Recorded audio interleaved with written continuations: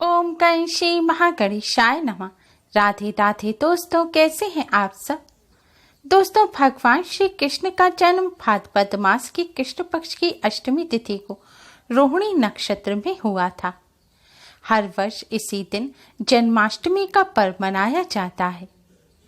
इस पावन दिन बड़े ही धूमधाम से भगवान श्री कृष्ण का जन्मोत्सव मनाया जाता है। इस दिन विधि विधान से भगवान श्री कृष्ण के बाल रूप की पूजा अर्चना की जाती है और पृथ्वी रखा जाता है। धार्मिक मान्यताओं के अनुसार इस दिन व्रत रखने से सभी मनोकामनाएं पूर्ण हो जाती हैं। जन्माष्टमी के व्रत को व्रतराज कहा जाता है। शास्त्रों के अनुसार जो व्यक्ति एकादशी के दिन अन्न खाते हैं उन्हें दोष लगता है, लेकिन अगर वह व्यक्ति जन्माष्टमी का व्रत रख लेते हैं तो साल भर में एकादशी के व्रत ना रखने का जो दोष होता है वह दूर हो जाता है। भविष्य पुराण के अनुसार जन्माष्टमी का व्रत करने से 1000 एकादशियों के व्रत करने के बराबर पुण्य फल प्राप्त होता है। इसीलिए जन्माष्टमी के व्रत को व्रतराज कहा जाता है। जो भक्त जन्माष्टमी का व्रत पूरे विधि विधान से करते हैं और भगवान श्री कृष्ण का पूजन करते हैं, भगवान श्री कृष्ण उनके जीवन के सभी संकटों, कष्टों और दुखों को दूर कर देते हैं। दोस्तों, जन्माष्टमी व्रत के कई नियम होते हैं। जन्माष्टमी का पूजन रात्रि 12 बजे किया जाता है। रात्रि 12 बजे लड्डू गोपाल को स्नान करा, उन्हें वस्त्राभूषण से सुसज्जित कर झूले पर बैठाकर लड्डू गोपाल को झूला झुलाया जाता है और पूजन किया जाता है। जन्माष्टमी व्रत में फलहार का सेवन किया जाता है। इस दिन अन्न नहीं खाया जाता। जन्माष्टमी व्रत के सभी नियम एकादशी व्रत जैसे ही होते हैं। दोस्तों, जन्माष्टमी का व्रत पूरे दिन विधि विधान से करने के साथ ही जन्माष्टमी व्रत का पारण भी पूरे विधि विधान से करना चाहिए, तभी यह व्रत पूर्ण होता है और तभी जन्माष्टमी व्रत का पूर्ण फल प्राप्त होता है। दोस्तों, अधिकतर लोगों को यह कंफ्यूजन रहता है कि जन्माष्टमी व्रत का पारण किस समय करना चाहिए। व्रत का पारण रात्रि में करें या अगले दिन करें। आइए दोस्तों, आज की इस वीडियो में जानते हैं कि जन्माष्टमी व्रत का पारण किस समय करना चाहिए, यानी कि व्रत को किस समय खोलना चाहिए। व्रत खोलने का इस वर्ष शुभ मुहूर्त क्या है, व्रत खोलने की विधि क्या है, क्या खाकर व्रत खोलना चाहिए, और जन्माष्टमी पर लड्डू गोपाल का जो पालना लगाया जाता है, लड्डू गोपाल को झूले में बिठाया जाता है, तो उस झूले को कब हटाना चाहिए और लड्डू गोपाल को कैसे सुलाना चाहिए।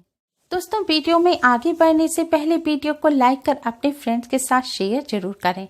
अगर आपने हमारे चैनल को अभी तक सब्सक्राइब नहीं किया है तो यूजफुल वीडियोस के लिए चैनल को सब्सक्राइब कर बेल आइकन को भी जरूर दबाएं। और भगवान श्री कृष्ण की कृपा प्राप्त करने के लिए कमेंट बॉक्स में राधे राधे जय राधे कृष्णा जरूर लिखें। दोस्तों, अधिकतर सभी को यह कंफ्यूजन रहता है कि जन्माष्टमी का व्रत किस समय खोलना चाहिए। अधिकतर लोग रात्रि 12 बजे पूजन करने के पश्चात व्रत खोल लेते हैं। अगर आप भी ऐसा करते हैं तो ऐसी गलती भूलकर भी ना करें। जन्माष्टमी का व्रत रात्रि में नहीं खोला जाता।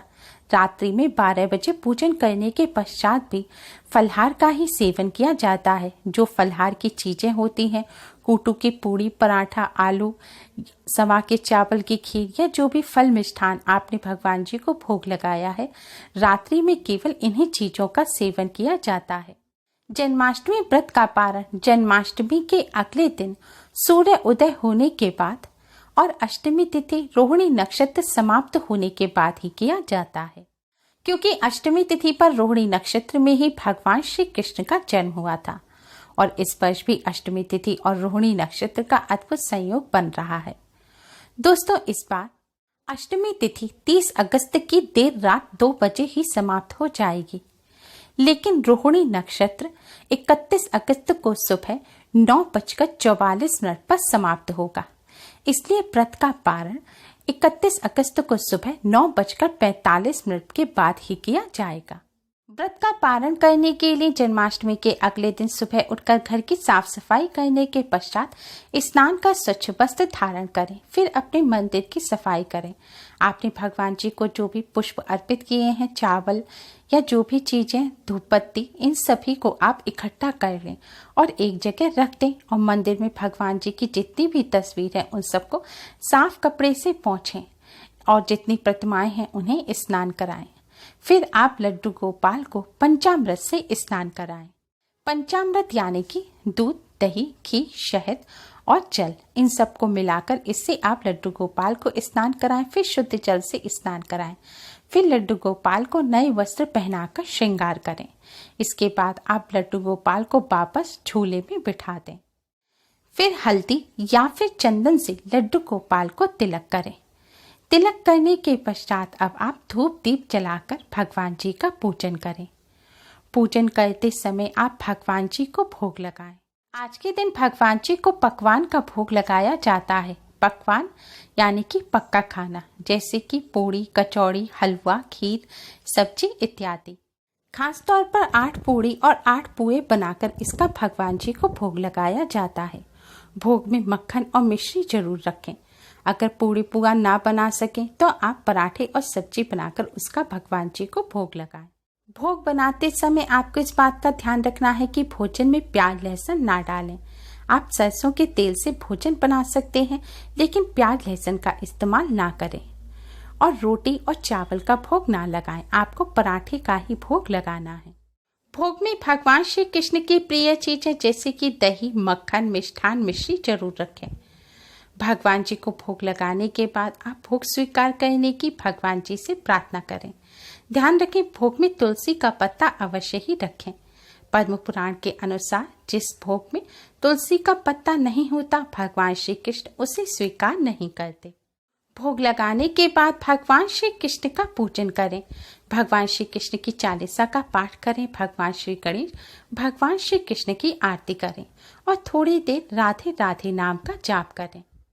इस तरह पूजन करने के पश्चात अब आपने भगवान जी को जो भोग लगाया है उसमें से आप थोड़ा थोड़ा भोग का सामान एक प्लेट में रख दें और यह सारा भोग का सामान आप जाकर गौ माता को खिला दें। परिवार के सभी सदस्यों ने व्रत रखा है तो कोई भी एक सदस्य जाकर गौ माता को यह भोजन करा आए। गौ माता को भोजन कराने के पश्चात ही आप इस प्रसाद को खाकर अपना व्रत खोलें। आपको ध्यान रखना है, व्रत खोलते समय आपको सात्विक भोजन ही करना है। यानी कि जो भोजन आपने भगवान श्री कृष्ण को भोग लगाने के लिए पूड़ी, सब्जी, पराठे वगैरह बनाए हैं, आपको केवल इन्हीं चीजों को खाकर अपना व्रत खोलना है। अलग से आप इसमें प्याज लहसुन ना डालें और व्रत खोलते समय प्याज लहसुन, अंडा, मीट इन चीजों का सेवन भूलकर भी ना करें। सात्विक भोजन ग्रहण करके ही आपको व्रत खोलना है। भोजन करते समय आप भगवान श्री कृष्ण का ध्यान करते रहें। दोस्तों, इस विधि से व्रत खोलने से जन्माष्टमी व्रत का पूर्ण फल प्राप्त होता है और भगवान श्री कृष्ण की कृपा से सभी कष्ट और संकट दूर हो जाते हैं। मनचाहा वरदान प्राप्त होता है। व्रत खोलने के पश्चात आप दिन में प्याज, लहसुन, चावल वगैरह खा सकते हैं, लेकिन व्रत खोलते समय आप इन चीजों का सेवन ना करें। दोस्तों, जन्माष्टमी पर लड्डू गोपाल को झूले में बिठाया जाता है तो अधिकतर यह कंफ्यूजन रहता है कि झूला कब हटाएं।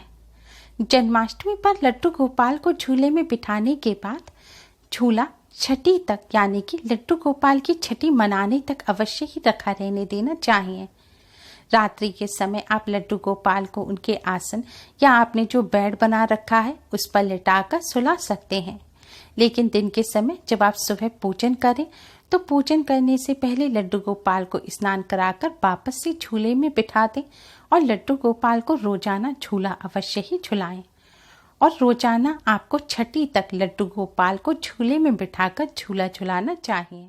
जिस दिन लड्डू गोपाल की छठी मनाई जाएगी उस दिन लड्डू गोपाल को आप सिंहासन पर वापस बिठा दें और झूले को हटा दें। दोस्तों, जिस प्रकार बच्चे के जन्म के 6 दिन बाद बच्चे की छठी मनाई जाती है, उसी प्रकार जन्माष्टमी के छठे दिन कान्हा जी की छठी मनाई जाती है। तभी जन्माष्टमी पर्व पूर्ण होता है। मान्यताओं के अनुसार जन्माष्टमी व्रत और पूजन का पूर्ण फल प्राप्त करने के लिए कान्हा जी की छठी अवश्य ही मनानी चाहिए। कान्हा जी की छठी किस दिन मनाई जाएगी और किस तरह से मनानी चाहिए, इसकी वीडियो आपको हमारे चैनल पर जल्द ही मिल जाएगी। दोस्तों, भगवान श्री कृष्ण की असीम कृपा प्राप्त करने के लिए जन्माष्टमी व्रत और पूजन का पूर्ण फल प्राप्त करने के लिए सही विधि और सही समय पर ही आप व्रत का पारण करें। तभी आपको व्रत और पूजन का पूर्ण फल प्राप्त होगा। उम्मीद है आपको हमारी ये वीडियो पसंद आई होगी। प्लीज लाइक कर अपने फ्रेंड्स के साथ शेयर जरूर करें और भी यूजफुल वीडियोस के लिए हमारे चैनल को सब्सक्राइब कर बेल आइकन को भी जरूर दबाएं। Thanks for watching. Radhe Radhe. दोस्तों, आप सभी को KST राधे कृष्ण श्रृंगार परिवार की तरफ से जन्माष्टमी की हार्दिक शुभकामनाएं।